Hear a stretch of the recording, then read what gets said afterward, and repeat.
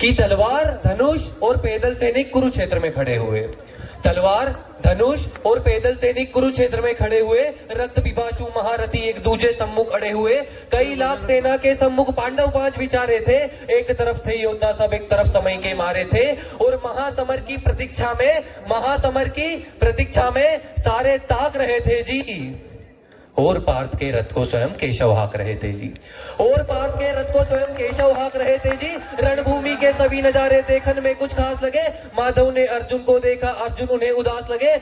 कुरुक्षेत्र का महासमर एक पल में तभी सजा डाला। 5 जन्य उठा, कृष्ण ने मुख से लगा बजा डाला। और हुआ शंखनाद जैसे ही, फिर सबका गर्जन शुरू हुआ। रक्त बिखरना हुआ शुरू और सबका मर्दन शुरू हुआ। कहा कृष्ण ने, उठ पार्थ और एक आंख को मीच जरा, गांडी पर रख बाणों को और प्रत्यंचा को खींच जरा। और आज दिखा दे रणभूमि में, आज दिखा दे रणभूमि में योद्धा की तासीर। यहाँ इस धरती पर कोई नहीं अर्जुन के जैसा वीर। यहाँ इस धरती पर कोई नहीं अर्जुन के जैसा वीर यहाँ। और सुनी बात माधव की तो अर्जुन का चेहरा उतर गया।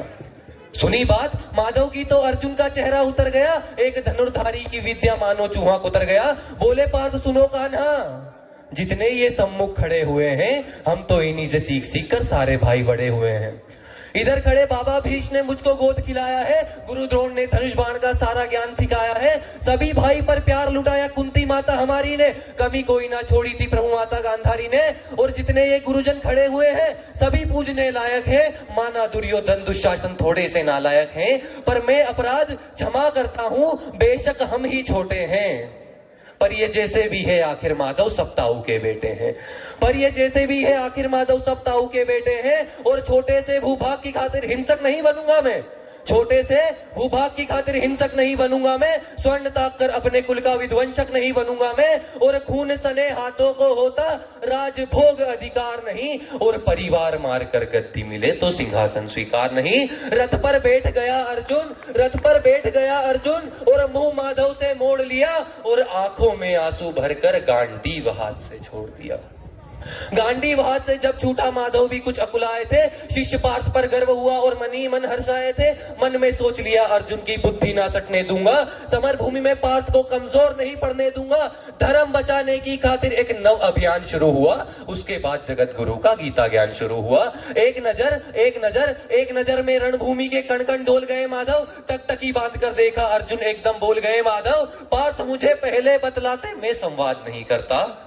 पार्थ मुझे पहले बतलाते मैं संवाद नहीं करता। तुम सारे भाइयों की खातिर कोई विवाद नहीं करता। पांचाली के स्तन पर लिपटी साड़ी खींच रहे थे वो, दोषी वो भी उतने ही हैं जबड़ा बीच रहे थे जो। घर की इज्जत तड़प रही, कोई दो टुक नहीं बोले। पुत्र बहू को नग्न देखकर गंगा पुत्र नहीं खोले। तुम कायर बनकर बैठे हो, ये पार्थ बड़ी बेशर्मी है। संबंध उन्हीं से निभा रहे जो लोग यहाँ अधर्मी है। आज तो धर्म के ऊपर भारी संकट है खड़ा हुआ। और तेरा गांडीव पार्थ रथ के कोने में पड़ा हुआ। हे पांडु के पुत्र, धर्म का कैसा कर्ज तारा है कि शोले होने थे आंखों में पर बहती जलधारा है।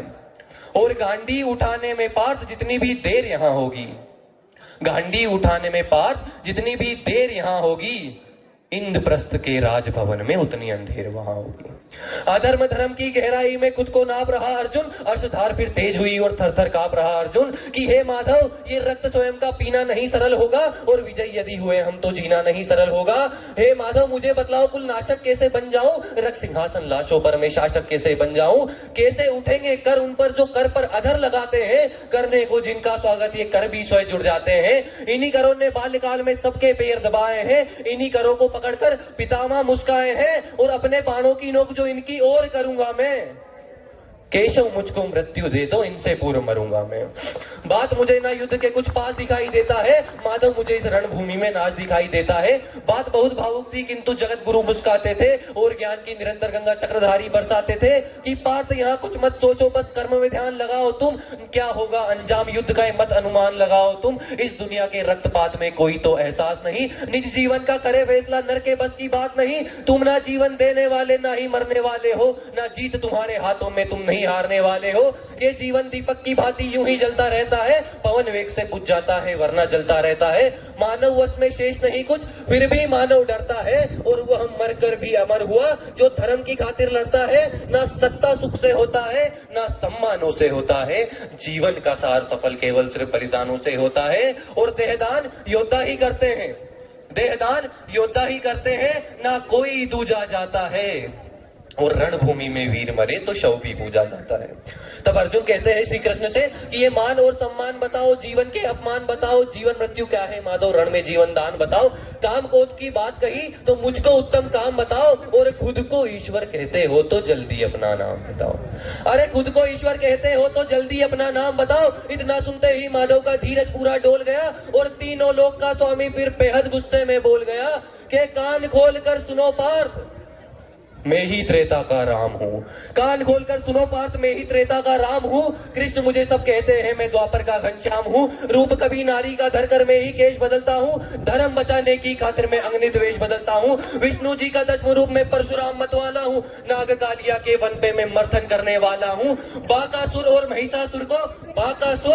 महिषासुर को मैंने जिंदा गाड़ दिया, और नरसिंह बनकर धर्म की खातिर हिरण्य कश्यप फाड़ दिया। और रथ नहीं तनिक भी चलता है, रथ नहीं तनिक भी चलता है, बस मैं ही आगे बढ़ता हूँ। गांडीव हाथ में तेरे है, पर रणभूमि में मैं लड़ता हूँ। जैसे ही मेरे माधव का कद थोड़ा सा बड़ा हुआ, सहमा था अर्जुन एकदम से रथ से खड़ा हुआ, और माँ गीता के ज्ञान से सीधा हृदय पर प्रहार हुआ, और मृत्यु के आलिंगन हेतु फिर अर्जुन तैयार हुआ कि जितने यहाँ अधर्मी है चुन चुन कर उन्हें सजा दूंगा, जितने यहाँ अधर्मी है चुन चुन कर उन्हें सजा दूंगा। इतना रक्त बहाऊंगा, धरती की प्यास बुझा दूंगा।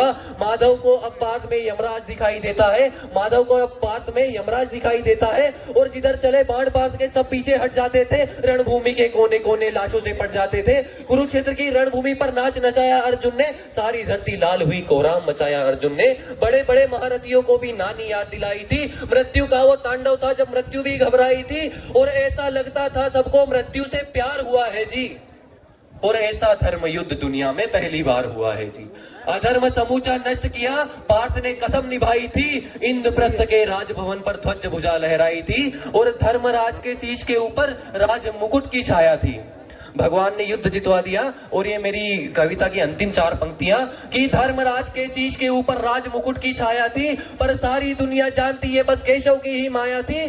और धर्म किया स्थापित